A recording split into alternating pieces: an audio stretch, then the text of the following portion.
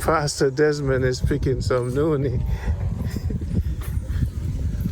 Afu Noni tree, a shaxi Noni tree?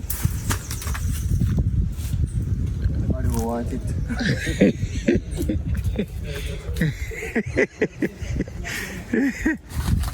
This is a pastor, people. Most people don't use it, you know. Mm-hmm. So sometimes you just spoil. So you put it in a bottle? Put it to soak. Mm-hmm. You just leave it. Leave it like it's soak.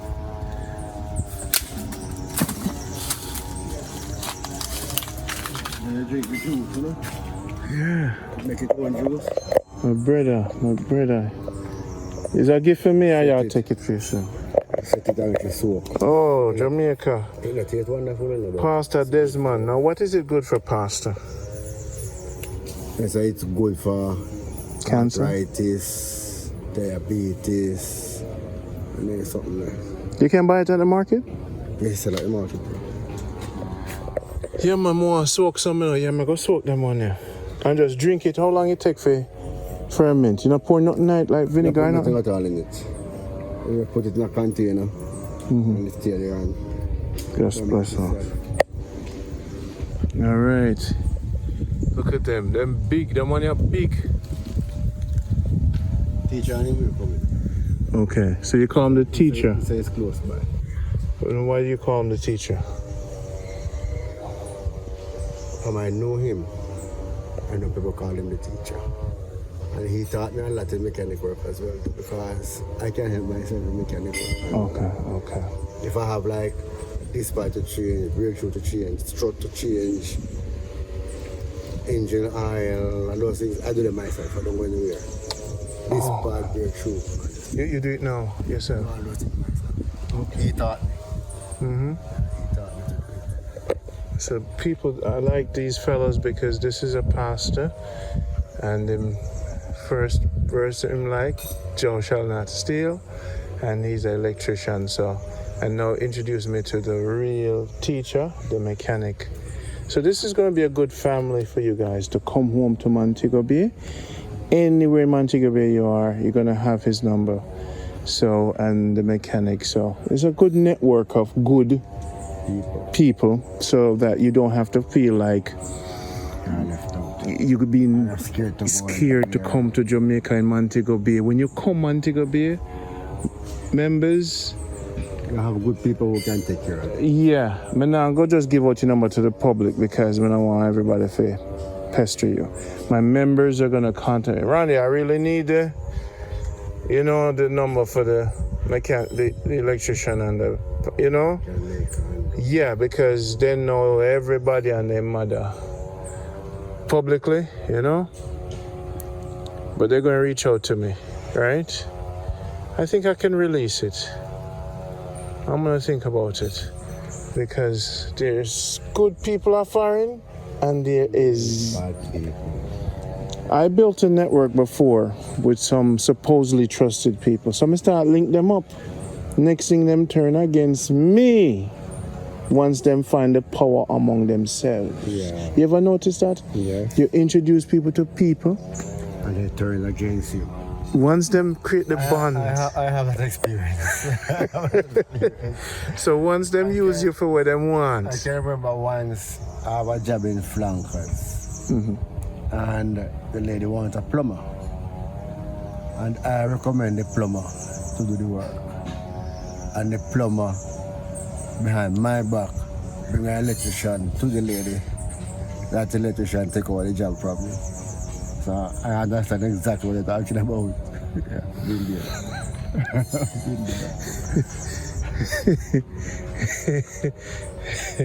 It's hard for us to find good people when I've been there. We are. The program I run is called Jamaica Good Life. It's not Jamaicans Good Life. Jamaica Good Life. The country is fine, There is nothing wrong with the country. The country is fine. Nothing wrong with the country. It's just the people. And not all the people, some of the people. So my goal was to find good people. In Jamaica, you have good people and real good people. Yes. We have a guy in Westmoreland named Trusty. He's one of the only man I could say, $1 million the barrel, Trusty, coming down, leave it locked for me. Yes. And it's $1 million. You have good people. And Trusty would never open the barrel. Exactly.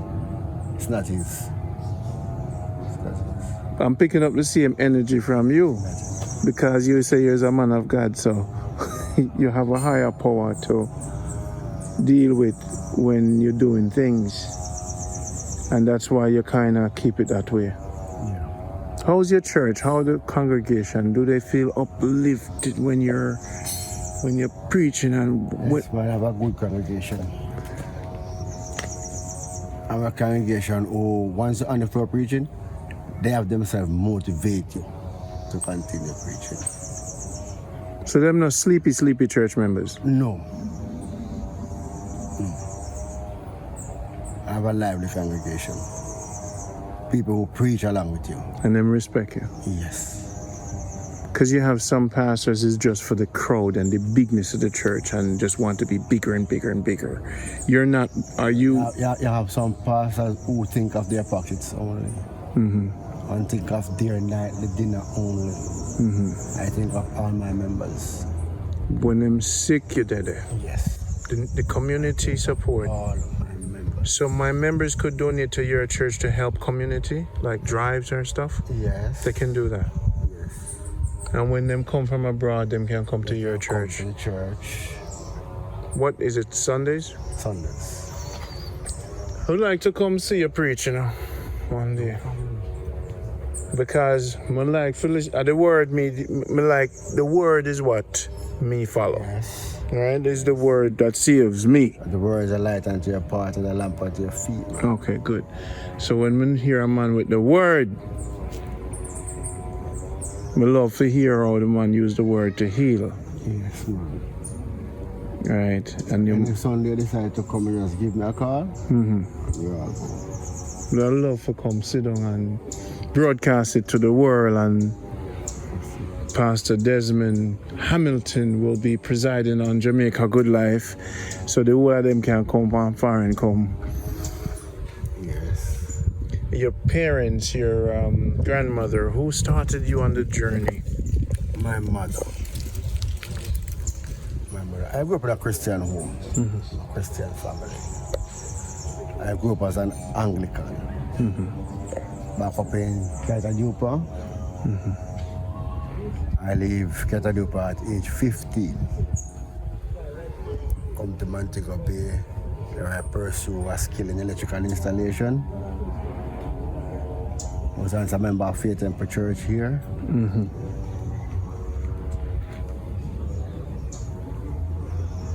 From Faith Temple to the Ransom Church of God, where I am a minister of the gospel. How many members on a regular? 50, 125? We have approximately 45, 50 members. Yes. Yeah. And they're participant. They participate in activities and support the church.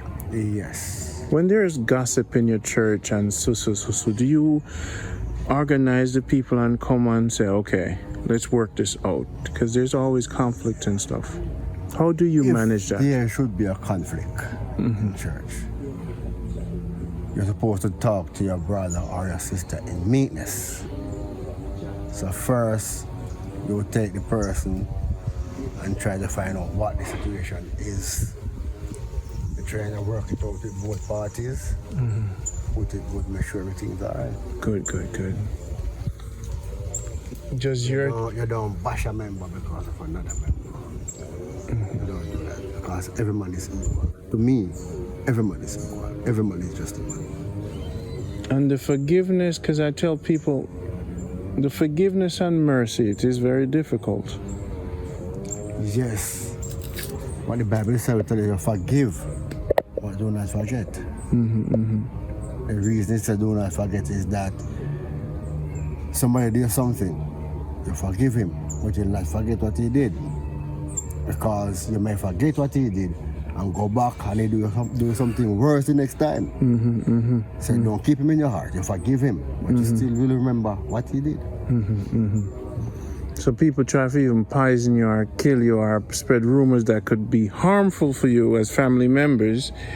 You would forgive them, but stay far from them. Yes. Stay far. You forgive them. Wave hello from a distance. Yes, because the Bible tells you feed the enemy with a long spoon. Feed your enemy with a long A spoon. long spoon. So even though the person is your enemy, you still, if he's hungry, give him food. If he's thirsty, you give him water. Mm-hmm. Or to keep he or she at a distance. Long spoon. You don't want that person to come back that close to you again, because the same game might replay. Mm-hmm. You know what I'm saying? Mm-hmm. Feed your enemy with a long spoon. Overly righteous Christians who judge people who are not of their faith. Do you know those types? Yes, you have those people. You have those people. What would you, because they know something and they feel empowered by the word, they have this edge of I am with God and you're not. When in fact, people have a different ways to come to their own salvation, right? As the sun shines on everyone with different rays from the sun, it enlightens every plant. Yes. All right? It's not one ray sometimes, because the word is so powerful.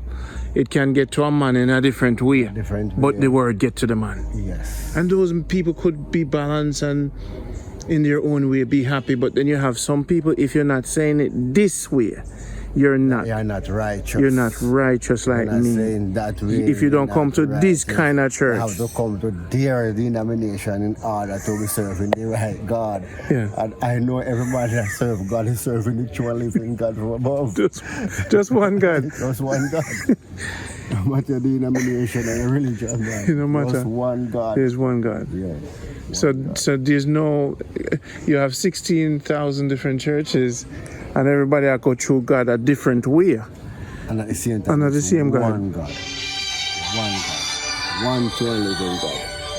I love talking to this man. Yes, teacher. This is Jamaica Good Life. Oh, for every channel. This is Jamaica Good Life.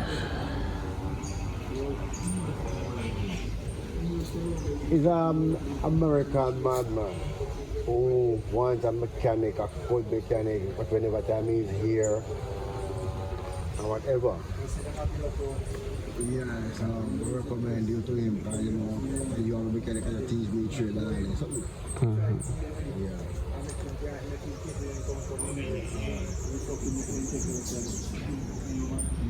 I love it. I love it. I love the. It's all right. Well, I love it. I love it. This is good to get to one God. Yes. Pastor Desmond Hamilton.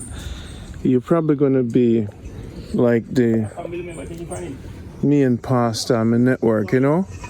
Because it's hard to select them, you know. I've met people before who came to me righteously, but I have some even religious information, and I'm well studied and well exposed to certain things. So I had to hold on to the word. Yes. Because I know that the word is there and it works. And the word is a compass, man. It guides us. Good. But some people, when they approach me and don't know certain things and they're saying certain things, I says, well, what you're saying is incorrect, but what we can agree on is the word. Yes. All right? And so we don't even play the competition, you know more than me thing. We have to have a common commonality among all denominations. Yes. So every one of them from different denominations are actually using the word, but they don't know. Exactly. Right? So that is the common thread. So none of them are wrong or right. Because them use the same. And the same God. Same one God, no matter where they grow and come back from. Same one God. One of your strongest sermon when you were preaching and the people really felt empowered, do you remember that day? Or do you remember special moments when you get enlightened with the spirit and something come over you one day, you get up with your wife and say, we have to go, no, And you're in at the church and you pace backwards because something is coming down. Well, I can remember I was preaching a sermon about Job. What Job has been through. Because I've faced circumstances similar to Job once. So I always love the book of Job. Whenever I preach from the book of Job, it always, like there's a light just open. I just love preaching from that book of Job. That's my favorite sermon from the book of Job. Yes, the struggles and overcoming and the challenge with God. So you're going, okay, Job is your favorite.